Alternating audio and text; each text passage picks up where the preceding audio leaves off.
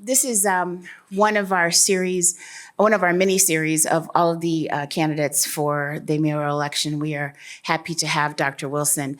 I am going to ask Alderman Ray Lopez to come up to the podium to have a few words to say about Dr. Wilson.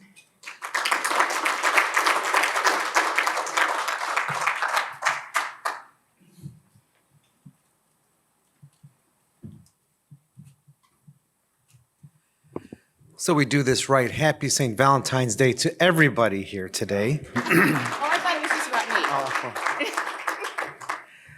about me. But good morning, good afternoon, everyone. I'm Alderman Raymond Lopez of Chicago's 15th Ward, and it is a true honor for me to be able to be the individual to welcome up our honored guest tonight, Dr. Willie Wilson, the next mayor of the city of Chicago.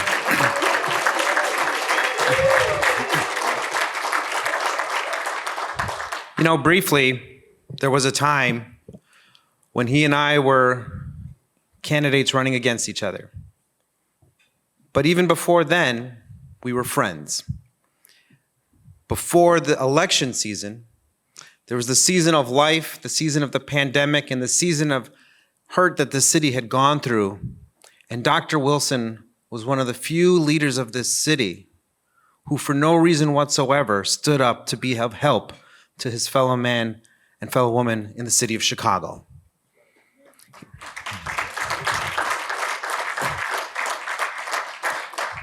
So as many people are here because it's a political season, as I've been so fond of saying as of late, he's been here through every season for the people of the city of Chicago.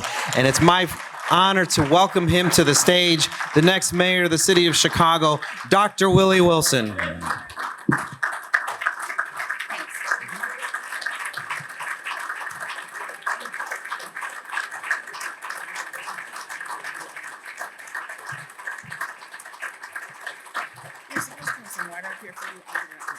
Okay. Wow. Okay.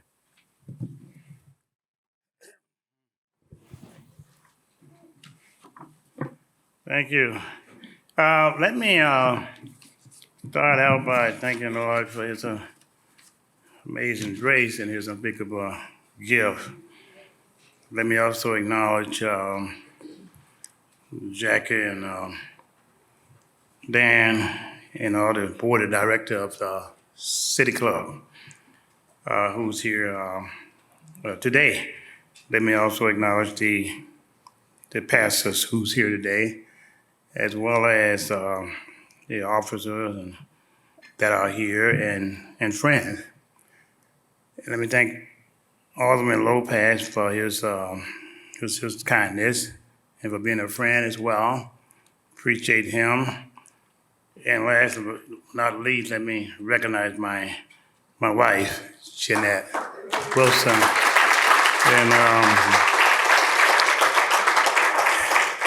and brought my sister-in-law with me, but I also brought my son and Ray Rashad Wilson with us too, my son.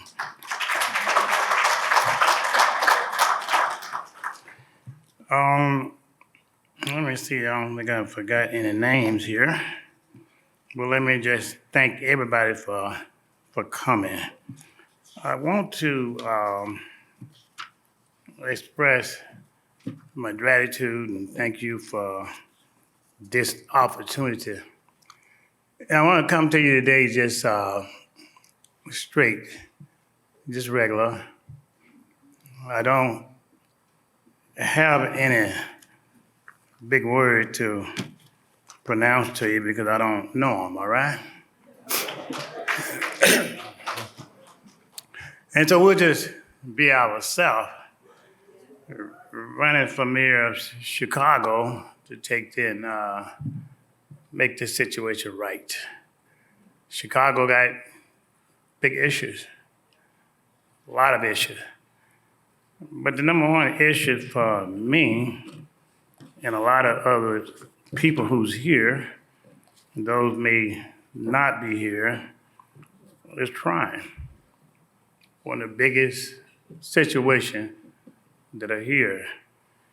And I Also want to, before we go any further, acknowledge some of the people who lost loved ones this past year and year before last. I asked some young lady, Pastor Dawson, to bring them with me, and one of them, I think, kid got shot 27 times last week or week before last. And we got about 6 or 7 of them here, and I want to acknowledge them. I want them to stand up back here. So give them a round of applause. Here's the kid, they signed pictures that y'all hold them up for a minute there, that they lost loved ones and nobody been caught. Thank you all so much for coming. God bless you.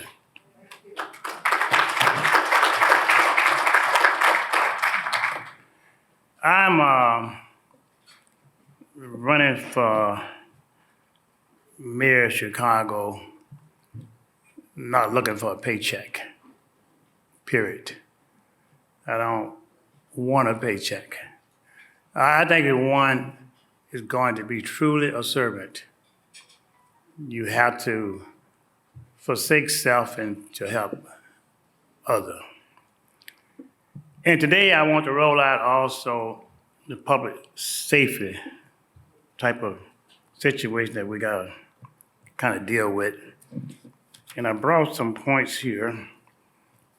And some of them may work and some of them may not work, but if it doesn't work, we'll try something different. But let me say also that I always will, 100%, always will support our police officer.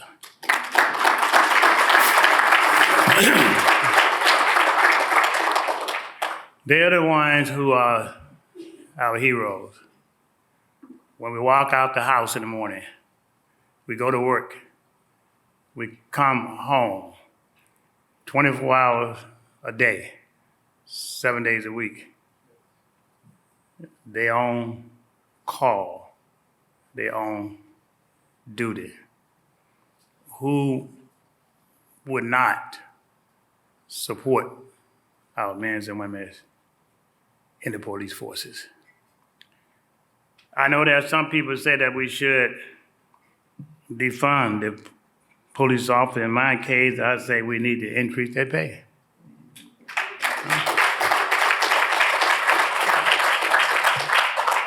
And here's just a few things that we are collected by talking to some of the officers around the city.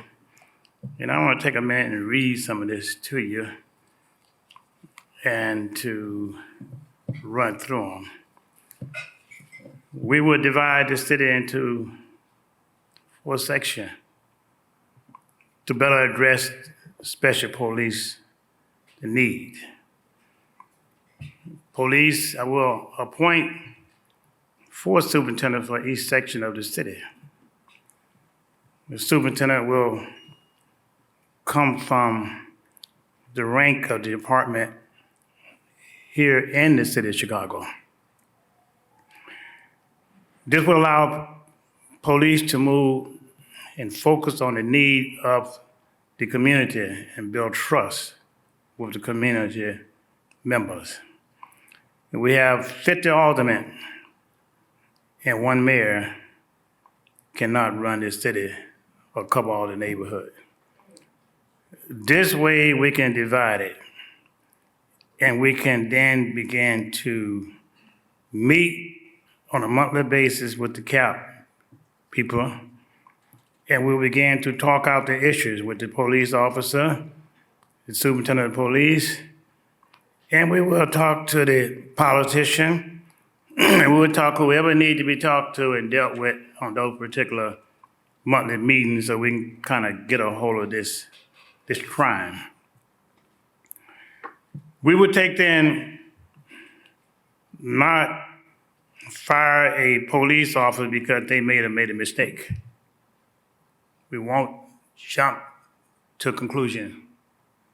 Everybody needs to be heard out. Everything is not like you see it. We will make sure that we will refocus the department to address the gang, the guns, and the drug. The majority of crimes come from gangs, guns, and drugs. I want a clear plan to address the gang, the gun, and the drug.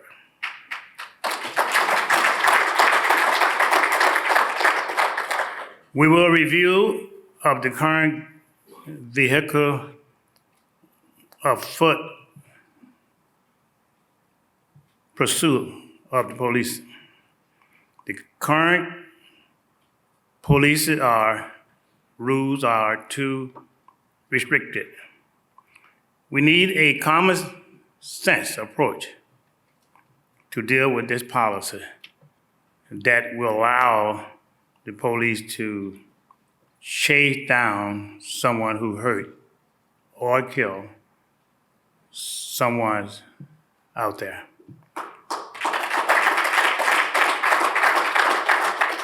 We will invest technology that will assist officers in reducing and solving crime. Some of the technology include high-definition cameras and license plate readers. We'll increase the number of officers in each of the 22 police districts. Currently, there are 2,000 vacancies position for sworn officer. I will do the following to fill these positions. We will eliminate the hiring exam. Reassign administration personnel to fill duty. Create an auxiliary police unit staffed by retired police officer. Rehire officers who have already left the Chicago Police Department and be able to transfer them in certain positions that will protect us. Temporarily, we need to raise the retirement age of the police officers from 63 to 67 until we get this problem under control. And I will ask them to help us out. And then afterward, if they want to go back and retire, well, that's all fine too. But I don't think that I'll retire. I'm 74, I don't intend to retire. But if you have to retire, then that's fine too. We'll restore community police and resume monthly beat community meeting. The monthly beat meeting will allow for real communication between the police and the community. We'll prioritize Chicago Police's greatest resource and its personnel. I will support our police with resources and a wellness program that prioritize their physical and mental health. I will reverse the current merit promotion program. Also, I will distinguish between a police officer making a mistake and misconduct. Everyone must be held accountable under my administration.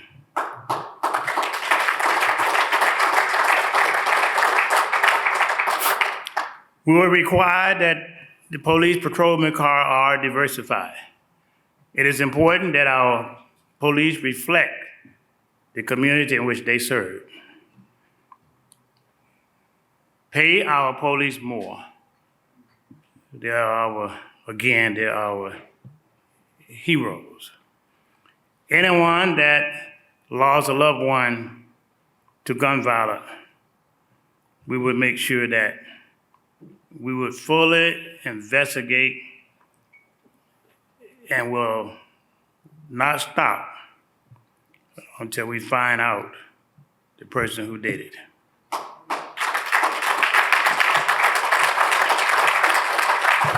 And we will make sure that our CTA and trains and buses will have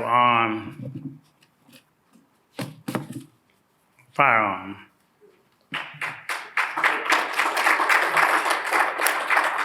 And we'll make sure that people respect the officers that is out here. They are our heroes. And I want to just say this too. Look, I've lost a 20-year-old son.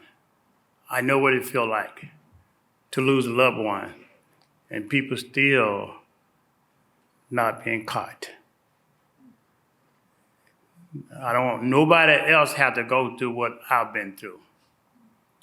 These people are losing their mind. In fact, they are out of their mind, right? The very next week or next day, they go around and kill somebody else, harm somebody else, breaking someone home. This must and will come to a stop.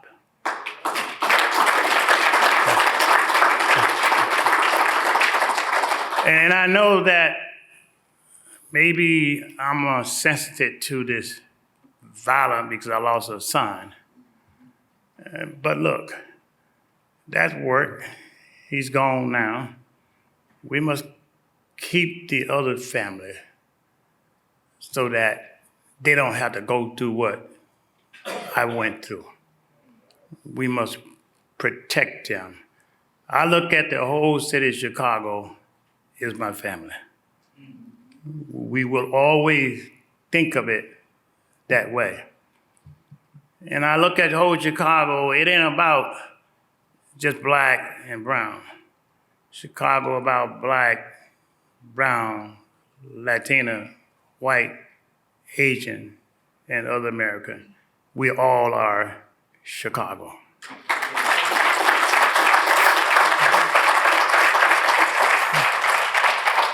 Somebody asked, will I take my word back when I said talk about the rabbit?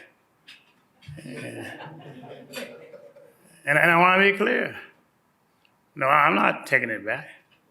I'm not taking it back. We're not going there. We will not take it back if someone take and put themselves on a level and kill somebody. They put themselves on the level of an animal. They are an animal. That's how I feel about it. It got nothing to do with race card. In fact, I'm sick of the race card. I am Black history. I was born 1948. I've been through the civil rights era. I've been through the ride when Dr. King was here. I've been through where you could not walk on the other side of the street. I know what it's like, but I refuse to hate. I refuse to hate or let anyone bring me down to that level.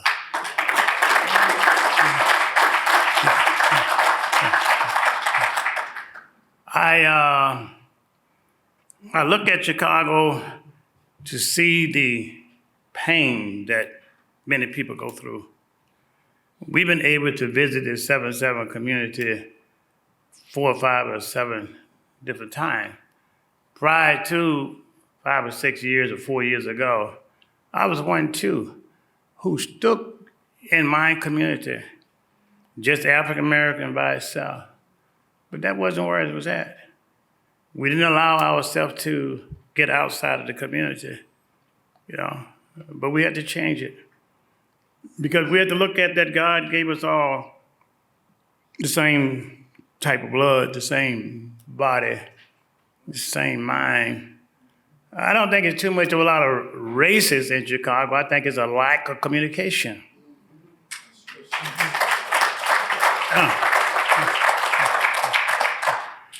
Those particular police officers, men and young ladies, they're from our community. They're from our community. And I would take and challenge anybody who talk down to any police officer. Right? Yeah. I don't do things because it's political. I'm a business person. I think business. Right? That's what I think. I'm not a politician, I'm a business person. I care about the people itself. I always will be a business person that is for the people.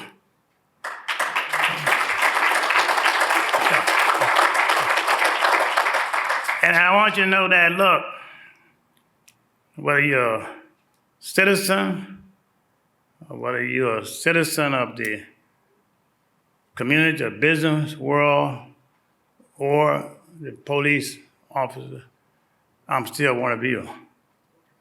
No different, I'm one of you. And let's bring the city together, but let's not divide us. Let's put this whole thing to rest. Why add to it? You know, let's put this beside us and move on. We'll learn enough from the civil rights era. We all have suffered from that era. Why bring it on? Outside of crime, we have to take and deal with the taxes. Who in their right mind is going to tax somebody when they can't even buy milk and eggs at home? Yeah. These real estate taxes, these sidewalk taxes, these red light camera thing, got to go, all right?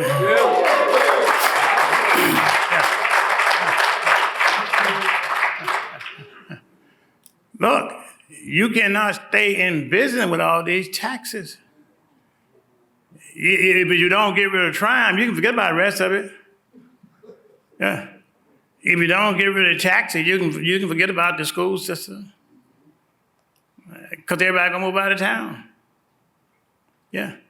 And when it comes down to the crime, if you don't get rid of that, look, you're gonna run everybody out, and I'm gonna be the first one that leaves. Okay? And so crime drive people out to shop in suburban. Crime drive youth out of the city. Crime drive big business out of the city.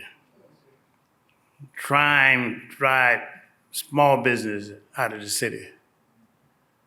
So the way the system's going now, everything is going down. Lower your taxes, more people shop in the city. More people live in the city. You're going to attract more international business. More people can ride the subway city. More people can keep their homes in the city. That is how you keep people in the city and keep the economy healthy. And equal opportunity and equality for all citizens empower the community in which you live in. We gotta look at contract and job equally and fairly. And if you don't look at that, we're kidding ourselves.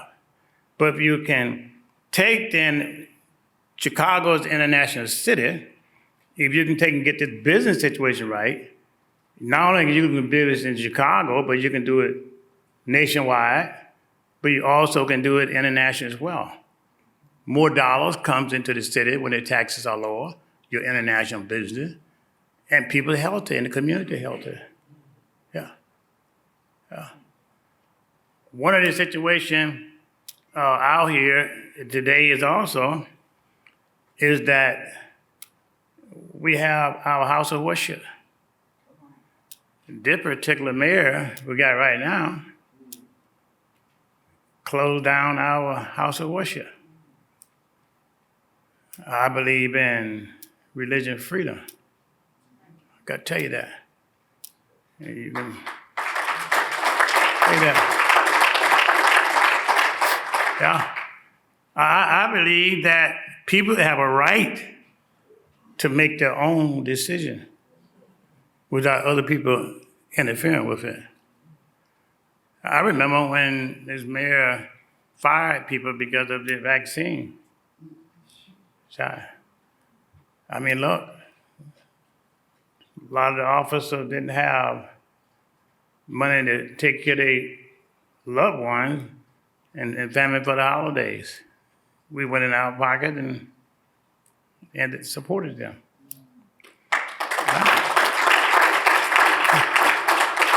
And we still will do it today. A lot of the mayor of the city of Chicago was not prepared to give people face masks.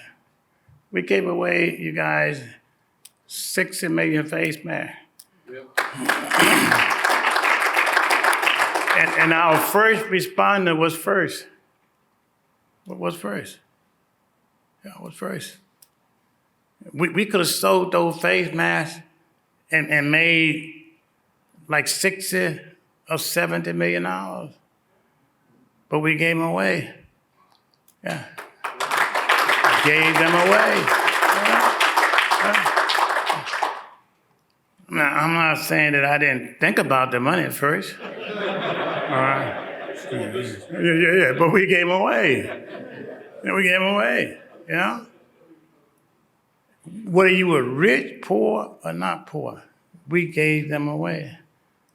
I would be a mayor that would keep Chicago safe.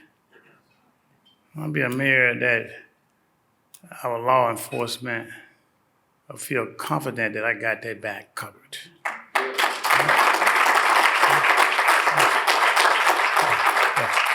I'll be a mayor that would fight for you.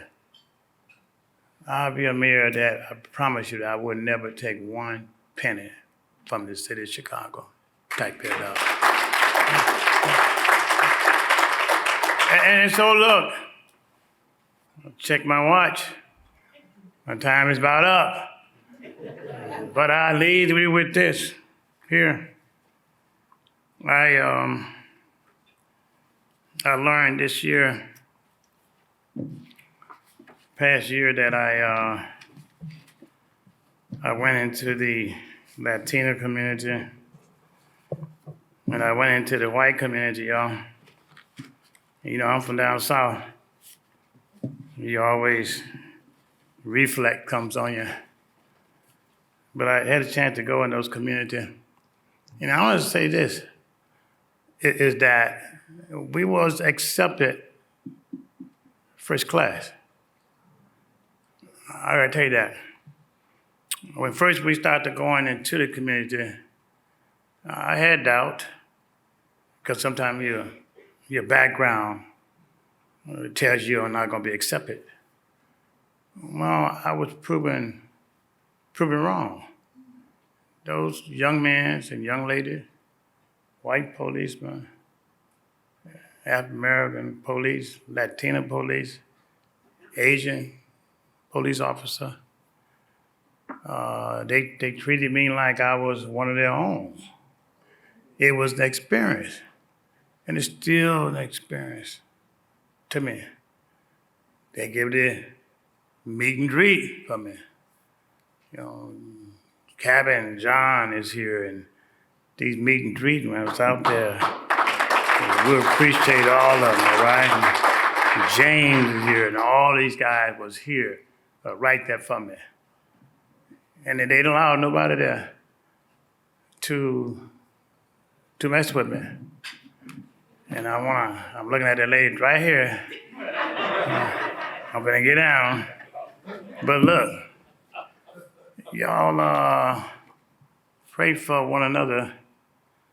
Pray that the Lord will bring us all together as a people. Vote for me and punch 4. And if you don't want to do that, then just pray for me, all right? And God bless you.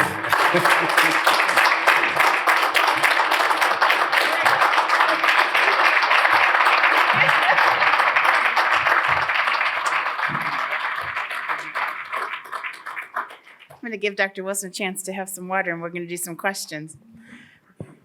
Slightly embarrassed. I don't like coming from the crowd where it looks like I'm tapping the preacher on the shoulder. Some of you all will get that on the way home. I don't ever want to be accused of doing that. So we've got a few questions. Thank you so much, Dr. Wilson. You left with me that the gangs, the guns, and the drugs are your biggest, you're their biggest enemy, and I get that, and we appreciate that. Mothers Against Violence, that's the table back there, right? Mm-hmm. Such beautiful ladies. I don't know who in particular asked this question, but it is a wonderful one.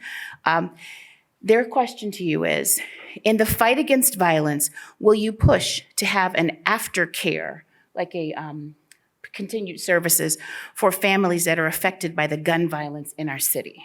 Good question. We would do whatever it takes. I'm one who believes in communication. I'm one who will not just say right off the bat, make a decision without consulting with the community. I think consulting with the community, we all learn together. We have less mistakes, you know. If the community have a problem, or any segment of the community have a problem, then it become my problem too. And we have to deal with it, straighten it out. I don't have all the answers, but I do have the answer in terms of making sure that we communicate, set up what need to be set up. Losing a particular child is tough, you know, and so we need to support all that we can to that particular person. It is a need. Some things you don't put money as a value. You can't put money on a person's life. So we throw money out of their way and take care of that person first. But yes, we'll do whatever it takes to deal with it. Chicago problem is my problem. Thank you, sir.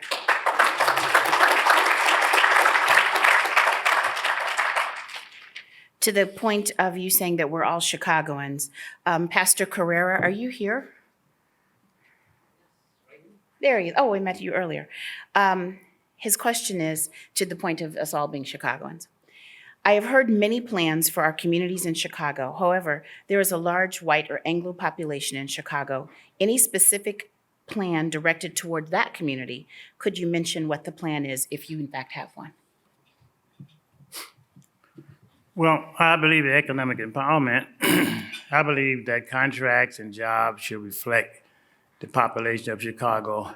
There's an issue that we have is this here. We like, some of us, the community, like the training and experience. For example, we would put the infrastructures in place, first of all, like school, before you can pass from one grade to the next grade.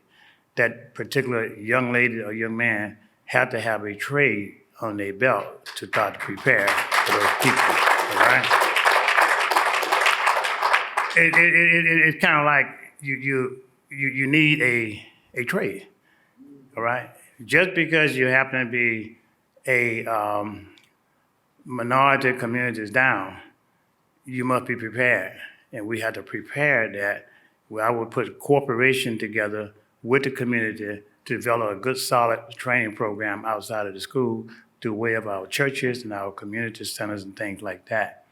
Because if I was going to, let's say, fly an airplane and want to make this equal opportunity, well, if the person don't know how to fly the airplane, I'm not going to get on there with them, all right?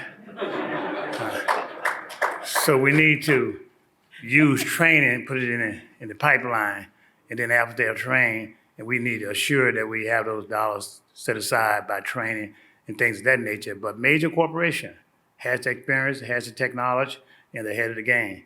We can do much better working with the corporation, the school system, and all of one another. That's what we would do.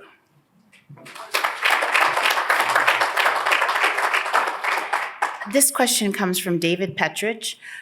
He has his place of employment since 1979 when he was 18 is 134 North LaSalle, across the street from City Hall. He has some comments, but I'm going to go straight to the question. When you are mayor, What can I share with my employees and clients to give them hope that better days are ahead under your administration? Well, you're going to share this here to give them hope. I needed hope when I came up from down south. Understand, I'm Black history. I ran away from home at age 13. I only have a complete 7th grade education.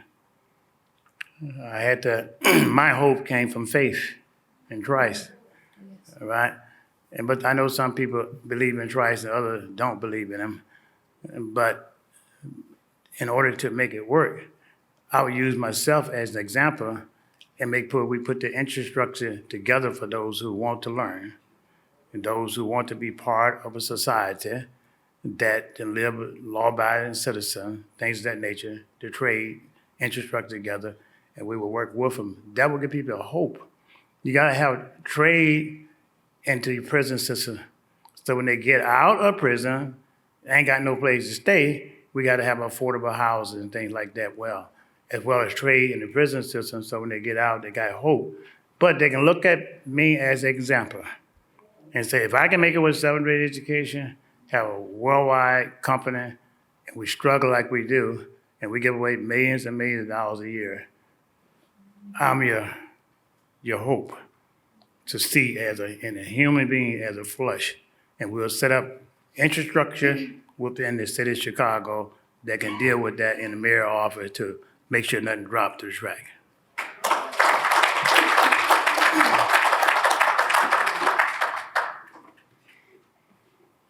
Dr. Wilson exemplifies the American dream. I don't know why I'm saying the Chicago dream, but I guess I can say the Chicago dream, right?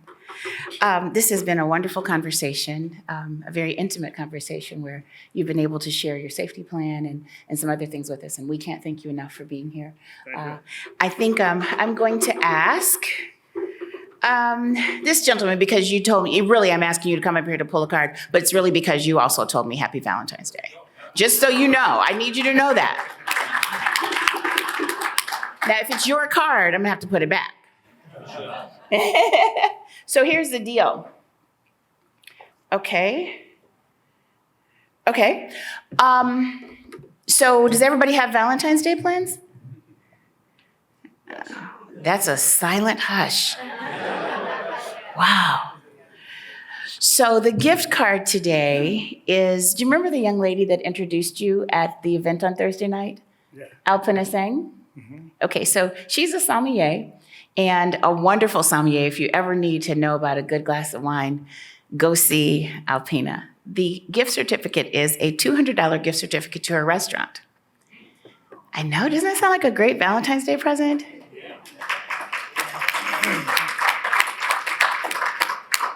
And although had it been Dr. Thurston, I would have called Mrs. Thurston and said, girl, get ready, but it's not you. So just so you know, it's not you. Is Contessa Green here? Well, Contessa, I don't know who the lucky person is gonna be that gets to go with you, but girl, if you don't have a date, call me. I will happily go with you. Congratulations to you. Oh, your girlfriend next to you is going, and that makes sense, right? You guys go and have a wonderful Valentine's Day. I don't know if you can get in tonight, but have a wonderful Valentine's Day. The food is going to be spectacular, and the wine is even more spectacular. We thank you all for being here. It means so much to us. We do not take one person for granted being here. Dan mentioned if you are not a member, please feel free to see one of the ladies outside, or you can go to the, there should be some on the tables. Maybe there's not. There should be some cards on the table, but you're welcome to become a member. We talk about all sorts of public affairs. Yes, those things right there, sir. Yeah, that's gonna be my little advertisement table. Those right there, you can click on those. We talk about all sorts of things at the Pub City Club, anything public affairs related. This is a 120-year-old organization, and we are privileged and honored to be here. I would like to also give Dr. Wilson his year membership. And we are grateful, and we hope that you use it. We hope that you use it. You're welcome anytime. My wife uses it. Oh, your wife's good. So, Miss Jeanette, you're coming.